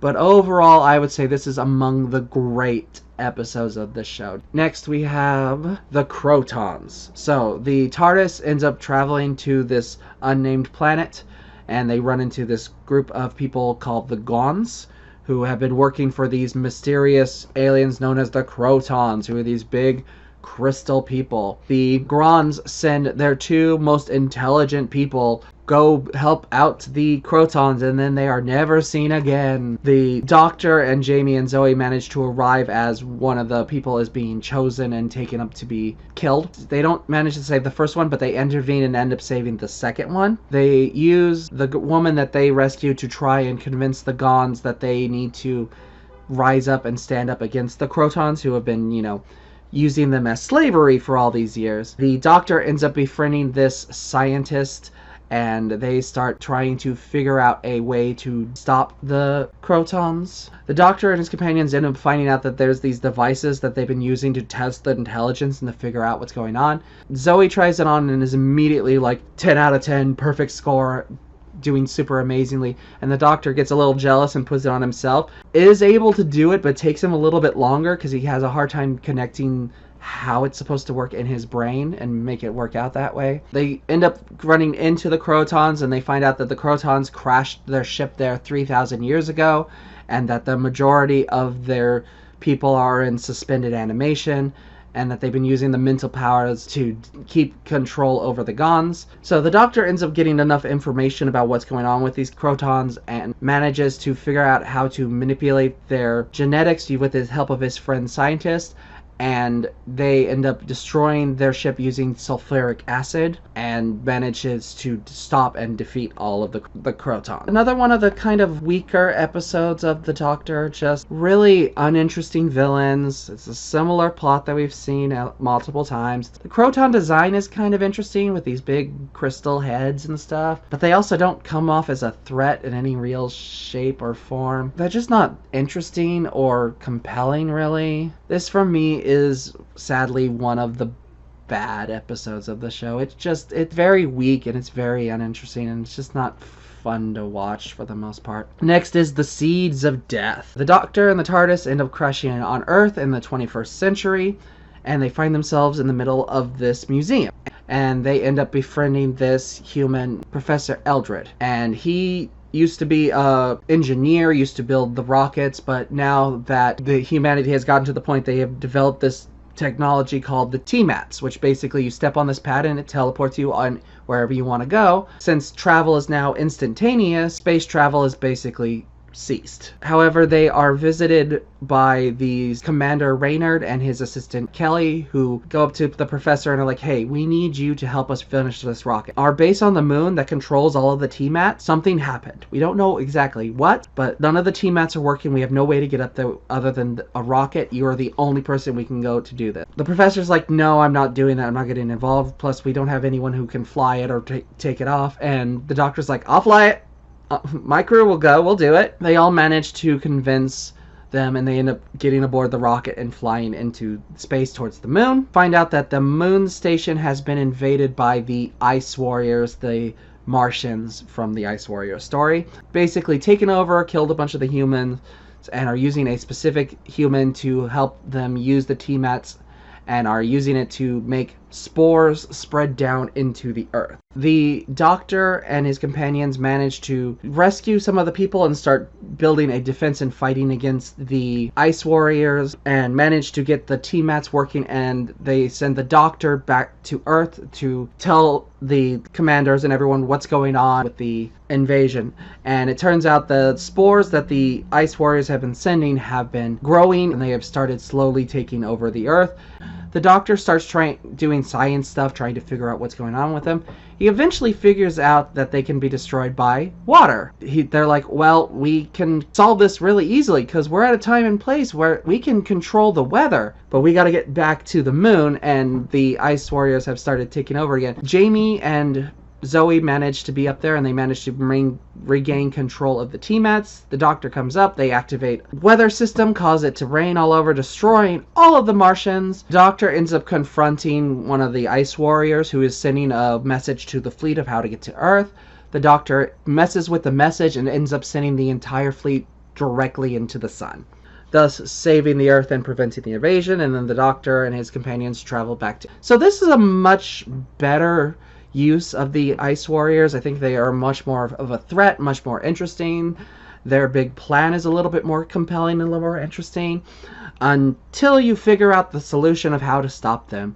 Because this was dumb enough in signs to have an invading alien force try to take over the Earth, whose main weakness is water, when the planet is covered with 3/4 of it. But it's even dumber in this version because you're trying to take over a planet that's 3/4 water with a group of people who can control the weather. Jeez Louise, like, I have to wonder if this was any inspiration for science. I mean, the same weakness exactly and stuff. The negative with this one mostly is going to be the dumb logic of that, but also the noises. This is not as bad as, say, Webbed Planet, where it's all noises, but this was a lot of conflicting noises that just got super annoying really bad. Because you would have the computer who would shout information every couple seconds. Stockholm, Washington personnel transportation, Stockholm sending now. And then you had the Ice Warriors who would talk in that dark whisper voice. Earth relies entirely on T-Mats. They got really annoying after 6 episodes. And having those go back to back got really annoying really quickly. So overall, I liked a lot of this episode. This for me is a good episode, but the noises and all that stuff keeps it from being a great episode. But it is a much better use of these characters and more interesting than the Ice Warriors was. Next, we have the Space Pirate, where the TARDIS has found itself aboard another spaceship. And the spaceship is currently being attacked by a group of space pirates, being led by this person known as Kevin and his associate Dervish. The Doctor and his crew end up finding themselves fighting up against this. They end up befriending this Milo Clancy, who is basically your drunk Scottish uncle. If I don't get the truth out of you 3 comics in about 10 seconds... But it is the truth. That is... Fairly unintelligible, and it's all about the Doctor and him fighting against this group of space pirates. I'm sorry, I'm not going to break down this plot anymore. This one is in the WTF category. This was such a weird episode. It was so pointless and so long, and nothing really happens. And the worst part of all is the introduction of Milo, your drunk Scottish uncle who is constantly talking, but nothing he says makes any damn sense. Is that soft-faced puppy from the Space Corps? Tried a little trick or two on that boy. No, I haven't, I'll tell you. Because a lot faster than I've ever seen looking for it. So rough listening to him talk and dealing with him and putting up with him that I literally could not care less about anything that happened in this episode. Like, it is not quite Web Planet bad, but I would definitely say it's as bad as, say, the Daleks was for me with the first Doctor. So hard to follow, so confusing, so annoying. I don't get why, because this is literally the last episode before we get to the final episode of this, and this is the second time where a Doctor's second to last story is about pirates, and it is boring as hell. If this happens with the third Doctor, that's a trend that they're doing, but it's so weird that it's happened twice, that both the smugglers and the space pirates are incredibly boring pirate stories. I could not care less about anything that happened with this. For me, this falls under the what the heck were they thinking category, because jeez Louise, you don't make the guy that is barely intelligible the main character talking it. Like, I'm sure there has some merits to it, but I see nothing in this. And last but not least, we have the War Games. The TARDIS ends up finding itself in the middle of no man's land during World War I. And they end up getting captured by the Germans and are taken in and are tried as spies. And the Doctor is sentenced to be executed.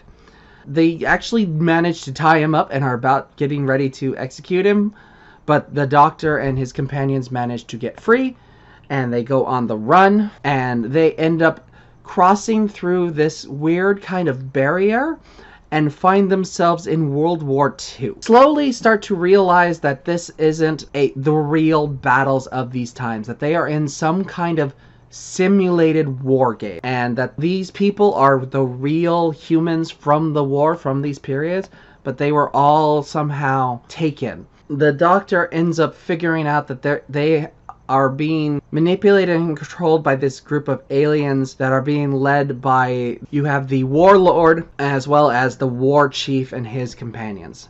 And the Doctor eventually figures out that the War Chief is like him, that he is a Time Lord. This is the first time that the Time Lord thing is ever mentioned in the show. He mentions that he's from another planet and that he's not human, but calling himself a Time Lord this is the first mention of it. The War Chief wants the Doctor to work with him. Together they will take over and become in charge of the planet and overthrow the Warlord. The Warlord finds out about this. He immediately tries to kill the War Chief and the Doctor. The Doctor pretends to be on their side, gets his friends to gather people up that are resistant to the mind control, has them get captured, and is acting like he's going to kill them all, but then reveals that he is actually working, he's behind it.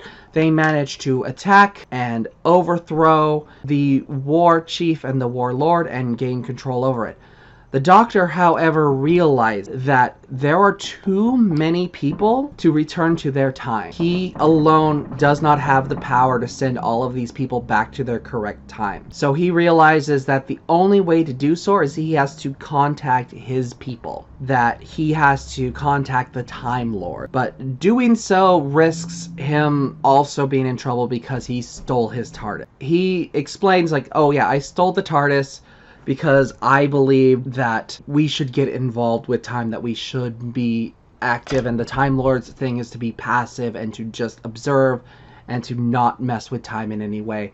But I disagreed with that. I feel the need to get involved. He realizes that this is the only choice that he has, so he activates the signal to call the Time Lords and immediately books it to the TARDIS to try to escape before they show up. He fails, and his TARDIS gets stuck and brought down, and he gets captured along with the War Chief and the Warlord. The Warlord is put on trial for the Time Lords for his involvement. He tries to act above it, and the Time Lords basically erase him and his entire planet from existence. Interesting that they don't get involved, but they can totally just decide to erase a planet from existence. The Doctor is then put on trial, and Zoe and Jamie try to help him, try to come to his defense, but they end up sending them back to their own times. They have their memories erased.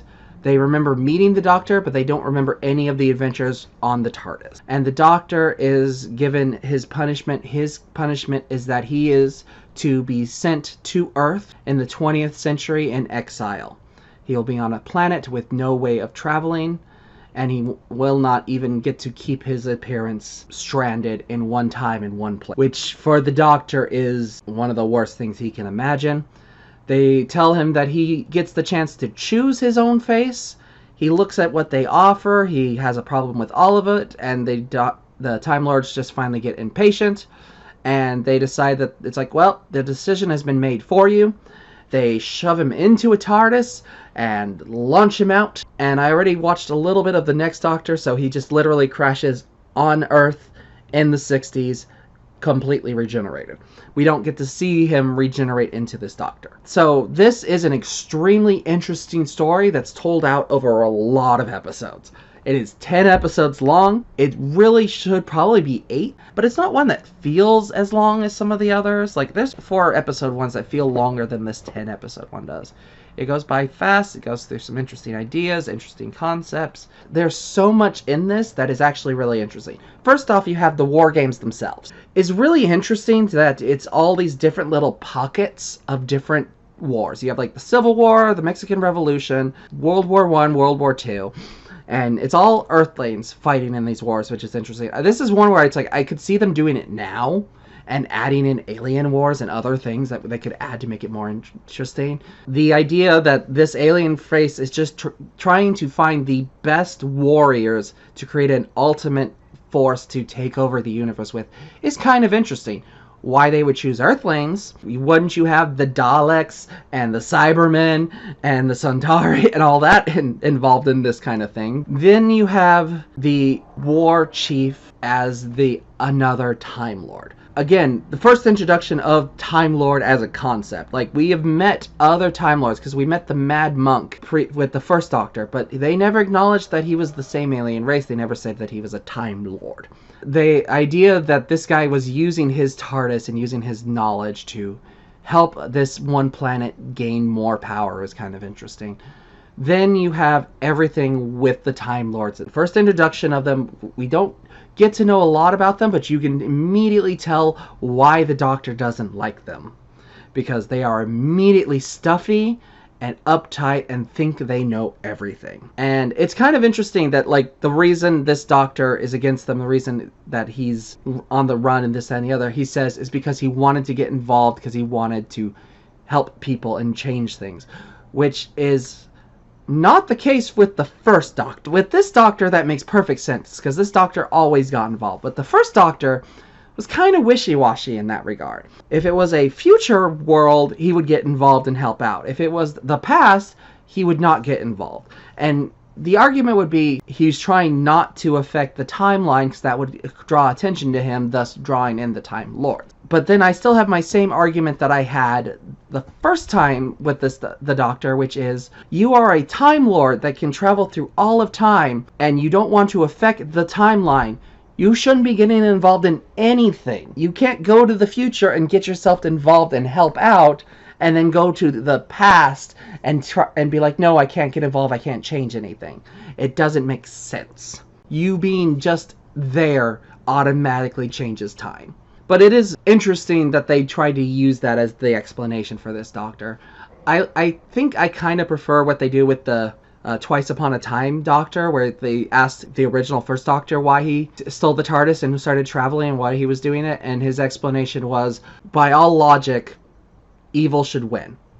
There's good should never succeed. Love should never conquer.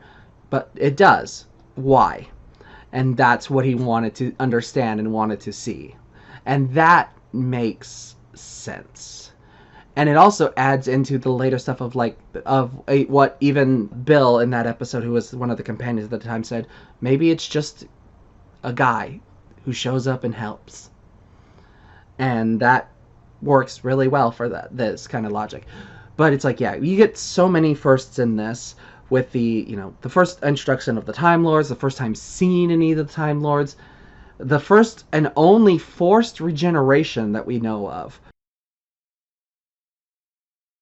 This gets to some interesting gray areas because we don't see the Doctor regenerate. There's a whole theory and a whole possibility because we do see this Doctor again. He will show up in 3 of the later specials, the 3 Doctors, the 5 Doctors, and the 2 Doctors. And when you see him in the 2 Doctors, he runs into the 6th Doctor as the 2nd Doctor, but he's the much, much older man.